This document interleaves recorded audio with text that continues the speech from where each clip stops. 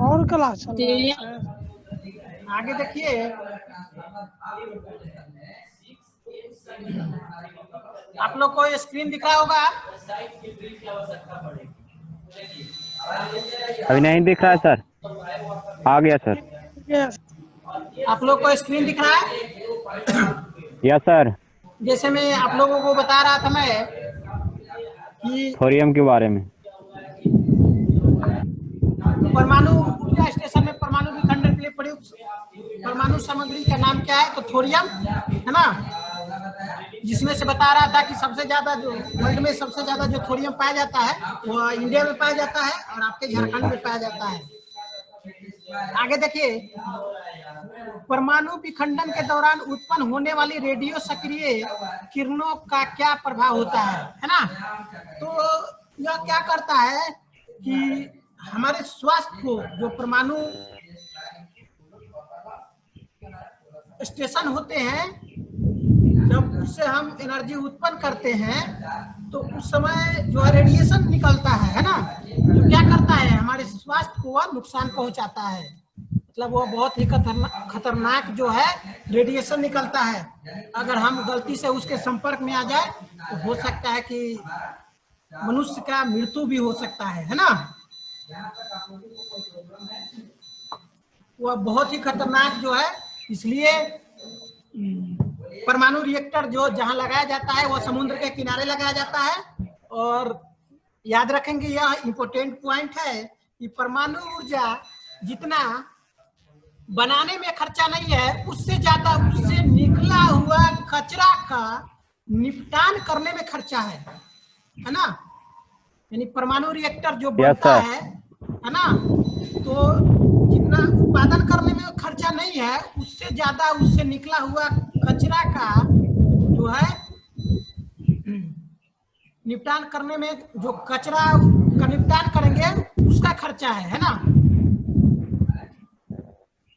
तो यह तमिलनाडु में है, समुद्र के किनारे है, और इसको समुद्र के किनारे जो है बहुत गहराई में ले जाकर इसको जो है समुद्र के अंदर दबा दिया जाता है।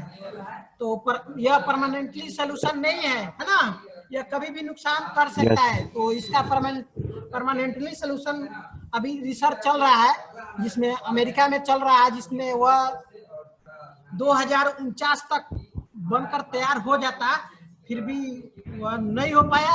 अब उसका जो एस्टिमेट है 2089 तक चला गया है ना। वह जब बन के तैयार हो जाएगा तो परमानेंटली वह जितना भी कचरा है उसके अंदर डाल दिया जाएगा और हमेशा के लिए वह खत्म हो जाएगा।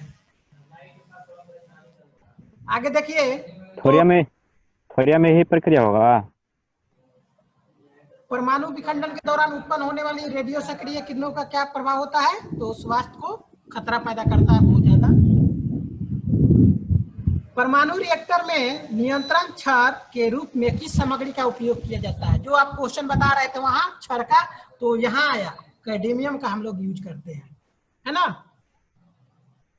कैडमियम होता है सर, कैडमियम होता है, इसको हम कंफ्यूज है। कैडमियम होता है। आगे देखिए, परमाणु संयंत्र का मुख्यतः नुकसान क्या है? उसका मेन नुकसान, जैसे मैंने आप लोगों को बताया कि कचरे का निपटान करना आसान नहीं है, बहुत ही खतरनाक है वो, है ना। जैसे उसका सबसे बड़ा जो नुकसान है वह कचरे का निपटान जो है नहीं कर पाते हैं।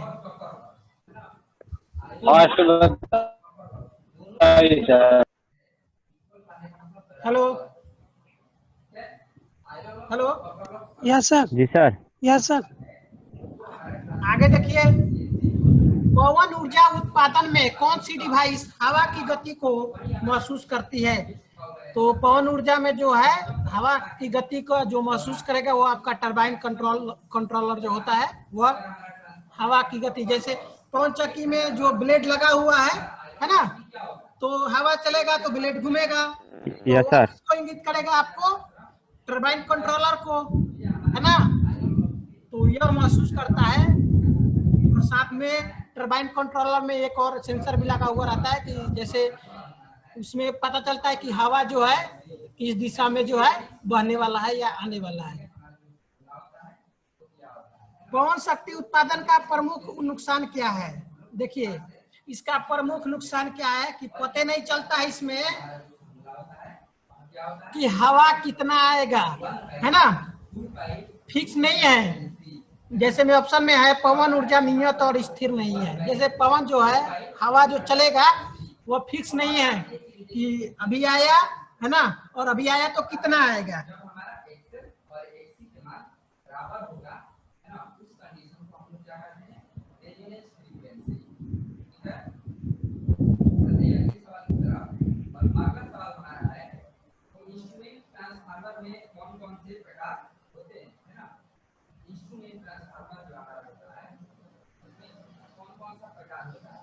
पता नहीं चलता है ना, मतलब स्थिर नहीं है, फिक्स। कहने का अर्थ है मेन पॉइंट कि अगर हम पवन ऊर्जा से सेट कर दे कि किसी को देंगे, हम उससे उत्पादन करेंगे, मान लीजिए कि 5 मेगावाट हम उत्पादन करेंगे, है ना, और हवा ही नहीं आया तो 5 मेगावाट उत्पादन ही नहीं होगा। तो यही उसका मेन नुकसान है ना। पानी से बहने वाली स्थिति ऊर्जा को बिजली उत्पन्न करने के लिए गतिज ऊर्जा के रूप में कैसे परिवर्तित किया जाता है? तो पानी से जो बहने वाले यानी कि हाइड्रो इलेक्ट्रिक पावर प्लांट के बारे में बात कर रहा है। तो स्थिति ऊर्जा जो पानी स्थिर है ना, और स्थिति ऊर्जा को गतिज ऊर्जा में परिवर्तित हम लोग कैसे करते हैं? तो पेन स्टॉक के माध्यम से, जैसे इसके पहले मैंने आपको बताया कि बड़े बड़े बांध बना दिया जाता है, उसमें जो है पेन स्टॉक लगा दिया जाता है, और पेन स्टॉक के माध्यम से वह पानी जो है टरबाइन पर गिरता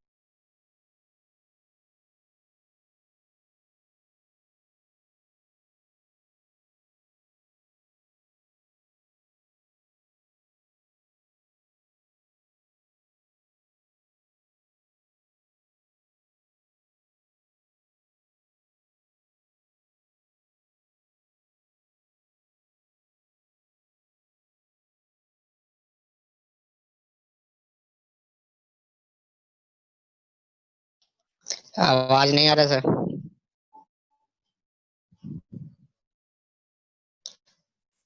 आपका म्यूट किया हुआ है सर। हाँ, अब आवाज जा रहा है सबके पास? Yes sir. पारंपरिक बिजली उत्पादन कौन सा है? जो दिया गया ऑप्शन है उसमें जो पारंपरिक यानी कन्वेंशनल टाइप बिजली उत्पादन कौन सा है आपका? उष्मीय शक्ति उत्पादन, जिसका इंग्लिश क्या होता है? थर्मल 31 नहीं बताओ प्लांट। सर 31 बताइए ना, 31 सर। 31 बताए तो पानी से बहने वाली स्थिति ऊर्जा को बिजली उत्पन्न करने के लिए गतिज ऊर्जा के रूप में कैसे परिवर्तित किया जाता है? तो पेन स्टॉक के माध्यम से, है ना। हेड पर जैसे आप लोग महसूस कर सकते हैं कि बांध जो है, भाखड़ा बांध, टिहरी बांध, नाम सुने हैं, है ना। टिहरी बांध बहुत बड़ा बड़ा मतलब बांध है, उसमें पानी को इकट्ठा कर लिया जाता है। उसमें जो है पेन स्टॉक के माध्यम से टरबाइन पर गिराया जाता है, टरबाइन पर गिराया जाता है। तो जब तक वह पानी, है ना, जब तक वह पानी उस बांध में है तो क्या है? स्थिर है। तो स्थिर है तो वहां कौन सा एनर्जी होगा? स्थिति ऊर्जा, है ना, स्थिति ऊर्जा। स्थिति ऊर्जा। और जब पानी चलना शुरू कर दिया, जब पानी अब चलेगा, किसमें चलेगा? पेन स्टॉक के माध्यम से चल रहा है, तो गतिज ऊर्जा, पानी चल रहा है तो, है ना, जब पानी चल रहा है तो गतिज ऊर्जा। वही क्वेश्चन कर रहा है कि पानी से बहने वाली स्थिति ऊर्जा को बिजली उत्पन्न करने के लिए गतिज ऊर्जा के रूप में कैसे परिवर्तित किया जाता है? तो पेन स्टॉक के माध्यम से, जो पेन स्टॉक लगाते हैं और उससे जो है उससे पानी आपका कहाँ गिरता है? टरबाइन पर, है ना। तो इसमें जितना भी जैसे आप लोग को थ्योरी पढ़ाए थे तो उसमें जितना जो है एनर्जी लगता है, स्थिति ऊर्जा, गतिज ऊर्जा, यांत्रिक ऊर्जा, तब लास्ट में मिलता है आपको इलेक्ट्रिकल ऊर्जा, है ना, लास्ट में मिलता है। और वही उसका आप उपयोग नहीं कर लेंगे तुरंत, उसको फिर आप बढ़ाएंगे तब उसका उपयोग करेंगे। तो इतना प्रोसेस होने के बाद आपको जो है एक हाइड्रो इलेक्ट्रिक पावर प्लांट से आपको एनर्जी मिलता है। पारंपरिक, यह समझ में आया कि नहीं? Yes sir. Hello yes sir. हाँ सर, ठीक है। अगर समझ में नहीं आएगा तो आप लोग पूछेंगे। आगे देखिए, पारंपरिक बिजली उत्पादन कौन सा है? तो उसमें शक्ति उत्पादन, और जो ऑप्शन में दिया होगा आपका सौर, सोलर, वाइंड मतलब हवा, पवन चक्की वाला, है ना, तो यह सब ज्वारीय, तो यह सब आपका जो है नॉन कन्वेंशनल एनर्जी उत्पादन करता है। मतलब sir? Sorry, non conventional power plant है। और जो पूछ रहा है आपको पारंपरिक, कन्वेंशनल में आपका हो गया थर्मल, न्यूक्लियर, है ना, यह सब जो है कन्वेंशनल टाइप पावर प्लांट है। पारंपरिक बिजली उत्पादन पर गैर पारंपरिक बिजली उत्पादन का नुकसान क्या है? तो देखिए, पारंपरिक में हम लोग बहुत ज्यादा, जैसे कि आप लोग पढ़े भी होंगे, जैसे मैंने थ्योरी पढ़ाते समय आप लोगों को बताया था कि भारत में जितना भी बिजली उत्पादन किया जाता है उसका 69% केवल थर्मल पावर प्लांट से उत्पादन किया जाता है। तो यानी कि पारंपरिक बहुत ज्यादा हो गया, है ना, और साथ में वर्ल्ड में भी सबसे ज्यादा उत्पादन जो है थर्मल, सॉरी, कन्वेंशनल टाइप का ही जो है टाइप से ही बिजली उत्पादन किया जाता है। जैसे न्यूक्लियर हो गया, आपको थर्मल हो गया। तो नुकसान पूछ रहा है यहाँ, तो बेस लोड डिमांड के लिए इस्तेमाल नहीं किया जा सकता। जैसे पारंपरिक बिजली उत्पादन और गैर पारंपरिक बिजली उत्पादन का नुकसान क्या है? तो बेस लोड, जैसे इसके पहले आप लोगों को बताया कि पवन चक्की को लगा दिए या सोलर में ही लगा दिए, आज एग्जांपल ले लीजिए। तो हम कन्वेंशनल में कंफर्म है कि हमको 5 मेगावाट मिलेगा, कंफर्म है हमारे पास, क्योंकि हम उसको स्टॉक करके रखते हैं। कोयला है तो कोयला को स्टॉक कर लिए, अगर न्यूक्लियर है तो हम यूरेनियम को स्टॉक कर लिए, तो हम कंफर्म है कि हमको 5 मेगावाट उत्पादन कर देना है और हमको मिल जाएगा।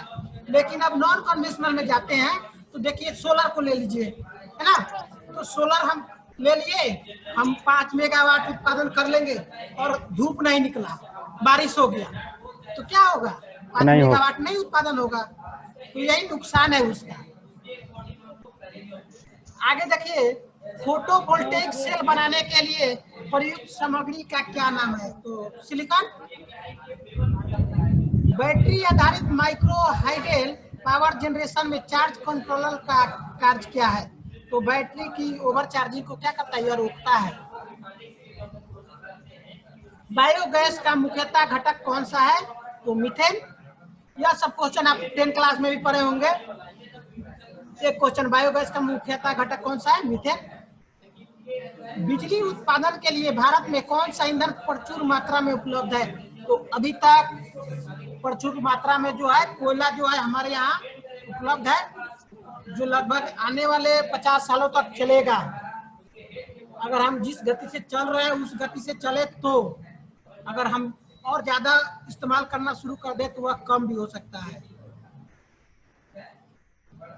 वितरण प्रणाली में वितरक के लिए सब स्टेशन को कौन सी विद्युत लाइन जोड़ती है? तो फीडर, है ना। वितरण उत्पादन के लिए वितरण प्रणाली में वितरक के लिए सब स्टेशन को कौन सी विद्युत लाइन जोड़ती है? तो फीडर। देखिए, फीडर क्या होता है? जैसे में एक वितरण सिस्टम हो गया, ट्रांसमिशन लाइन हो गया और वितरक हो गया, है ना, वितरक, और फिर एक हो गया आपका सब स्टेशन में कौन सा लाइन जोड़ेगा? तो वह बीच में रहेगा आपका फीडर। फीडर जो है आपको वह जोड़ता है। विद्युत खंभे में प्रयुक्त क्रॉस आर्म का मुख्यतः उद्देश्य क्या है? तो यह मुख्य उद्देश्य यानी मेन उद्देश्य है क्रॉस आर्म लगाने का। जैसे हम लोग क्या है, यह आपका जो है यह खंबा हो गया, पोल हो गया, इसमें क्रॉस आर्म लगा दिए ऐसे, है ना, ऐसे बांध दिए इसको। अब क्या करेंगे, इसी पे तो हम जो है इंसुलेटर को बांधते हैं। तो हम लोग इंसुलेटर को पकड़ने के लिए, इंसुलेटर को बांधने के लिए हम लोग खंबे पर आपका क्रॉस आर्म का उपयोग करते हैं। तो ओवरहेड लाइन पर इंसुलेटर पकड़ने के लिए जो है हम लोग क्रॉस आर्म का उपयोग करते हैं। भूमिगत केबल की तुलना में ओवरहेड लाइन का क्या फायदा है? तो देखिए, भूमिगत केबल की तुलना में ओवरहेड लाइन का यह फायदा है कि इसमें दोष जो है आसानी से ढूंढा जा सकता है, आसानी से दोष जो है मिल जाता है। भूमिगत केबल की तुलना में आगे देखिए, यदि प्रकाश की तीव्रता अधिक है तो सौर सेल का आउटपुट क्या होगा? तो निश्चित है, जब प्रकाश बहुत लाइट मतलब लाइट धूप बहुत निकलेगा तो हमारा आउटपुट वोल्टेज क्या होगा, बढ़ जाएगा, यानी कि वह इससे हमारा जो उत्पन्न वोल्टेज होगा वह ज्यादा होगा, तो रिजल्ट भी तो ज्यादा आएगा, है ना। तो यदि प्रकाश की तीव्रता अधिक है तो सौर सेल का आउटपुट क्या होगा? तो सौर सेल का आउटपुट भी जो बढ़ जाएगा। यदि प्रकाश की तीव्रता कम है तो सौर सेल क्या होगा? तो ऑटोमेटिक प्रकाश की तीव्रता कम होगा तो आउटपुट भी हमारा कम हो जाएगा। आगे देखिए, कह रहा है लाइन समाप्ति पर कोने के खंबे के लिए किस प्रकार के लाइन इंसुलेटर का उपयोग किया जाता है? अब देखिए, यहाँ लाइन समाप्ति पर कोने के खंबे के लिए किस प्रकार के लाइन इंसुलेटर का प्रयोग किया जाता है? तो हम लोग इंसुलेटर पढ़े हैं, pin type, state type, disc type, shackle type, है ना, सस्पेंशन टाइप, एक टाइप, बहुत सारे पढ़े हैं। तो लाइन जहाँ समाप्त हो रहा है मतलब कोने पर, वहां पे हम कौन सा इंसुलेटर का उपयोग करते हैं? वहां पे हम लोग स्टेन इंसुलेटर का उपयोग करते हैं। बाइंडिंग वायर गैप को बहुत पास रखने और पिन इंसुलेटर में बहुत टाइट होने का क्या कारण है? देखिए, हम लोग जितना टाइट होगा उतना ही स्पार्क जो है नहीं होगा। हम लोग बार बार पढ़े हैं, प्रैक्टिकल जब करते थे तो मैं बार बार बोलता था आप लोगों का, कनेक्शन जो होना चाहिए नीट, क्लीन एवं टाइट होनी चाहिए। कनेक्शन हमेशा टाइट होनी चाहिए, टाइट होनी चाहिए, टाइट होनी चाहिए। टाइट होगा तो क्या होगा, स्पार्क नहीं करेगा, है ना, और वह हमारा अच्छा से काम करेगा। अगर कनेक्शन लूज होगा तो क्या होगा, स्पार्क करेगा, और जैसे ही स्पार्क करेगा तो अनेक प्रकार की बीमारी उसमें शुरू हो जाएगा, है ना, अनेक प्रकार का फॉल्ट जो है शुरू हो जाएगा आपका। इसलिए कह रहा है बाइंडिंग वायर गैप को बहुत पास रखने और पिन इंसुलेटर बहुत टाइट होने का क्या कारण है, जिससे स्पार्किंग से बचाया जा सकता है। स्टीम शक्ति संयंत्र में एयर प्री हीटर का कार्य क्या है? तो यह फ्लू गैस जो होता है, फ्लू गैसों से गर्मी निकालता है और आगे जो आने वाला जो एयर है उसको गर्म करता है। देखिए, एक ही क्वेश्चन को कैसे बदल दिया है, यहाँ क्वेश्चन पूछा है और इसी को यहाँ क्वेश्चन बना दिया है। Yes sir. Steam power plant में इकोनोमाइजर का क्या कार्य है ना? तो स्टीम पावर प्लांट में इकोनोमाइजर मतलब क्या होता है, वह फ्लू गैस द्वारा फीड पानी को गर्म करता है ना। जैसे स्टीम पावर प्लांट में आपको बताए थे कि पानी जो है गर्म हो जाता है, फिर दूसरे माध्यम से जो आता है फिर नीचे आता है, उसको ठंडा करता है, फिर पहुंचाता है ना। और यहाँ पूछ दिया है कि स्टीम पावर प्लांट में किस घटक का उपयोग फ्लू गैस से फीड पानी को गर्म करने के लिए किया जाता है? देखिए, दोनों क्वेश्चन एक है ना, इसमें से कोई एक भी पढ़ा रहेंगे तो हम दोनों बना सकते हैं, लेकिन यहाँ ऑप्शन दिया है, यहाँ क्वेश्चन दिया है, इसको रख के क्वेश्चन बना दिया है और यहाँ जो है क्वेश्चन करके इसको ऑप्शन बना दिया है, तो वह होगा आपका इकोनोमाइजर। स्टीम पावर स्टेशन में बॉयलर का उद्देश्य क्या है? यह पानी को भाप में परिवर्तित करता है। स्टीम पावर प्लांट में बॉयलर जो होता है वह क्या करता है, पानी को भाप में परिवर्तित करता है, बहुत ज्यादा उसमें बहुत ज्यादा गर्म करता है पानी, है ना। उसमें आप लोग कुछ दिन पहले सुने होंगे कि बॉयलर यहाँ फट गया, और फट गया तो उसमें आदमी का जो है, आदमी को गला देता है, मतलब पता नहीं चलता, बहुत ज्यादा टेम्परेचर आता है इसका, और ये बहुत हेवी बनाया जाता है, जल्दी नहीं फटता है। इसलिए हम लोग कहीं भी काम जो है करेंगे तो सावधानी पूर्वक।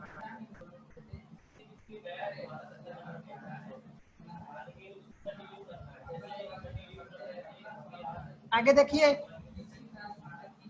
सौर पैनल में बिजली का उत्पादन कैसे किया जाता है। सोलर सेल में जो है बिजली का उत्पादन कैसे किया जाता है, तो क्या करता है,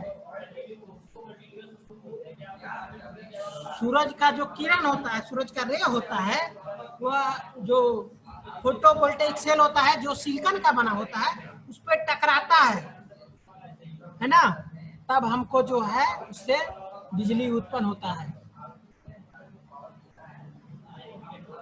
आगे कह रहा है सौर सेल में किस सामग्री का उपयोग किया जाता है, तो सौर सेल में जो है आपको सिलिकॉन का उपयोग किया जाता है।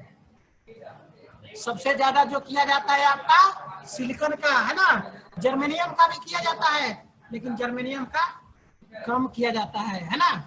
हमको सिलिकॉन का ज्यादा इसलिए किया जाता है कि यह जो है रे को अच्छा से आकर्षित करता है, और इसका वोल्टेज जो है ज्यादा होता है। जैसे अगर पूछे कोई कि सिलिकॉन का वोल्टेज जो है ड्रॉप क्या होता है, तो 0.7 वोल्ट, और जर्मेनियम का पूछे तो क्या होगा, जर्मेनियम का आप लोग में से कोई बता सकता है। हेलो, जर्मेनियम का सर हाँ, जर्मेनियम का कितना वोल्टेज होता है, 50। जर्मेनियम का होता है 0.3 वोल्ट। यह छोटा छोटा पॉइंट है, आप लोग ध्यान से याद रखेंगे। जो है अभी जो है इसमें से जितना सिलिकॉन का कितना होता है सर? सर सिलिकॉन का कितना होता है? और 0.7 होता है सिलिकॉन का, 0.3 वोल्ट, और सिलिकॉन का 0.7 वोल्ट। इसमें जितना भी क्वेश्चन है, आप लोगों में से ऐसा कोई है जिसको मतलब समझ में नहीं आया, जहां से जो समझ में नहीं आया उसको पूछिए।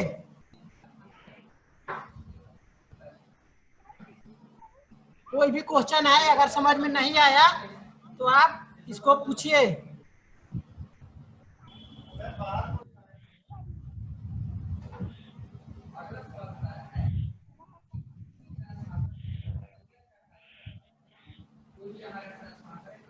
हेलो, आप लोग सुन पा रहे हैं साफ साफ?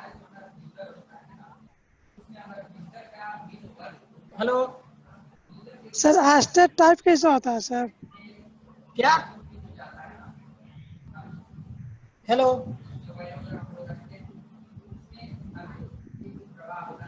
एस्टेट इंसुलेटर सर, जहाँ बिजली खत्म होता है तार वहाँ पे लगाया जाता है। इंसुलेटर, देखिए इंसुलेटर जो है आप अपने घर के आसपास भी देखे होंगे इंसुलेटर, है ना।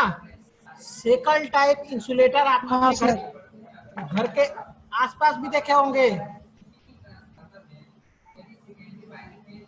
हेलो, जैसे हाँ, ये कैसा होता है सर? आपका जो है ना आवाज हम साफ साफ नहीं सुन पा रहे हैं ना।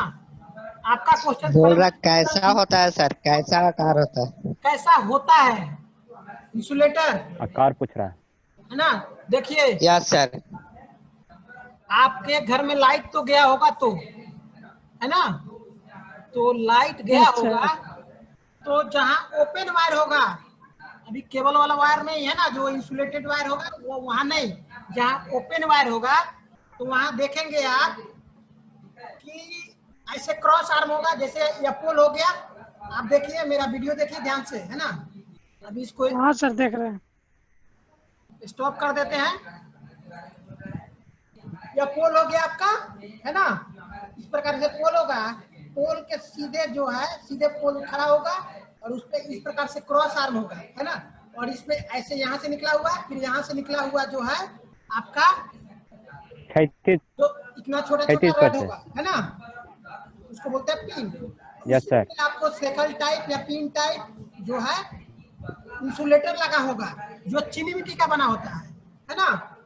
वो यस इंसुलेटर, जैसे इंसुलेटर नाम से ही ज्ञात होता है कि उसमें जो है आपका करंट फ्लो नहीं कर सकता है, तो उसी पे जो है कंडक्टर हमारा जो वायर है उस पे रख के पास किया जाता है, क्योंकि वह जो आपका आरसीसी का पोल है या रेल पोल है या डील पोल है या आपका जो है टावर है उसमें करंट ना आए, उससे बचाने के लिए जो है हम लोग इंसुलेटर का उपयोग करते हैं। अब आते हैं टाइप, है ना, तो यह अनेक प्रकार के होते हैं। आपका पिन टाइप होता है, सेकल टाइप होता है, सस्पेंशन टाइप होता है, डिस्क टाइप होता है, एक टाइप होता है, स्ट्रेट टाइप होता है, मतलब बहुत सारे टाइप होते हैं। अब इसका उपयोग जो है हम लोग वोल्टेज के अनुसार करते हैं। इसका जो उपयोग वोल्टेज के अनुसार करते हैं, जैसे हमको कम वोल्टेज की आवश्यकता है तो लगभग 11 kV तक, तो हम लोग पिन टाइप, सेकल टाइप का हम 33 kV तक करते हैं, है ना। और उसके ऊपर जब जाएंगे तो हम लोग उसका जो है आपको डिस्क टाइप का यूज करते हैं। डिस्क टाइप 3, 4, 5 मिला दिए, है ना, 55 kV लगभग, तो वो डिस्क टाइप हो गया। और उससे भी ज्यादा हो गया, देखेंगे कि बहुत सारा छरनुमा जो है इस प्रकार से बहुत सारा 10, 12, 20, 30 लगा के जो है बहुत जो टावर में यूज किया जाता है उसको लगाते हैं, और खड़ा रहता है, फिर ऐसे भी रहता है ना, ऐसे रहता है, तो वह आपका हुआ सस्पेंशन टाइप, है ना। तो वह वोल्टेज ग्रेड के अनुसार उसका उपयोग करते हैं। जैसे आप लोगों को इंसुलेटर जो हाई ट्रांसमिशन लाइन पढ़ा रहे थे उस समय सब बताए थे, आप क्लास नहीं किए। खैर अभी समझ में आया या हम नहीं आया? हम लोग का क्लास नहीं हुआ था सर। अब आपका क्लास नहीं हुआ, देखिए सबका क्लास हुआ है। हम लोग के विजय सर चले जाते थे ना बार बार। फिर भी ऑनलाइन में तो जो है ना दोबारा तिबारा बताए, आप क्लास ज्वाइन नहीं किए ये अलग बात है ना। टावर भी गड़बड़ आता है सर। टावर नहीं है तो अलग बात है, जो है ना यहाँ जो सिलेबस है, देखिए सर नेटवर्क का प्रॉब्लम लोग होता है सर। पढ़ाए थे उसको खत्म किए, फिर ऑनलाइन में दोबारा पढ़ाए, फिर उसका रिवीजन हुआ, है ना। जो लोग ज्वाइन नहीं कर पाए वो अलग बात है। अब उनका ज्वाइन तो हर सर वक्त जो होते थे सर, ऐसा बात नहीं है। फिर भी आप अलग से अगर जो है नहीं समझ में आया तो आप पीडीएफ मांगेंगे, पीडीएफ या व्हाट्सएप पर जो है बात कीजिए, उसको हम दिखाएंगे यहाँ पे आपको स्पेशल, या उसका पीडीएफ भेज देंगे। और किसी को कोई सर जी क्वेश्चन? पूरा पीडीएफ फिर से मिलेगा? पीडीएफ फिर से मिलेगा सर? देखिए आपके ग्रुप में पीडीएफ गया है ना, आप बहुत पीछे जाइए और उससे डाउनलोड कर लीजिए। जिस पॉइंट पीछे का वाला अगर डाउनलोड नहीं नहीं मिलेगा होगा। उसको बोलिएगा तो हम फिर से भेज देंगे। चलिए सर जी जो परसों मतलब एक अनुसार पीडीएफ भेजे थे, क्या? अनुज सर एक पीडीएफ भेजे थे परसों। अनुज सर भी भेजे थे जो है ना, और हम भी भेजे हैं पीडीएफ, बहुत सारा होगा आपके ग्रुप में होगा, उसको पढ़ेंगे। 2-3 दिन पहले सर, 2-3 दिन पहले। नहीं तो 2-3 दिन पहले वो अलग पीडीएफ है आपका, इधर का है ना, वो बहुत पहले लगभग जो है 1-1.5 महीना पहले, 2 महीना पहले जो है भेजा गया है पीडीएफ है, उसको जाके देखिए। और किसी को कोई प्रॉब्लम? वो सब डाउनलोड नहीं हो पाता है सर, डाउनलोड नहीं हो पाता है। अब देखिए डाउनलोड नहीं हो रहा है ना, वो होगा, डाउनलोड करेंगे, आप डाउनलोड करेंगे, इतने लोगों में से अगर किसी के पास होगा तो उसको आप भेज दीजिए, इनका पर्सनल है ना, आप उसको किए होंगे या फिर डिलीट कर दिए होंगे, इसलिए डाउनलोड नहीं हो रहा है। ग्रुप में डाल देंगे तो हो जाएगा सबको। हाँ, हाँ ग्रुप में डाल दो। और किसी को कोई क्वेश्चन? नहीं सर मेरा तो नहीं है। ठीक है, तो आज का क्लास जो है यहीं तक। लेकिन ग्रुप में नहीं ना जाएगा, ऑलरेडी खाली एडमिन कहता है। आज का क्लास यहीं तक, ठीक है। किसके यस पास है सर। पूरा पीडीएफ, किसके पास है जी?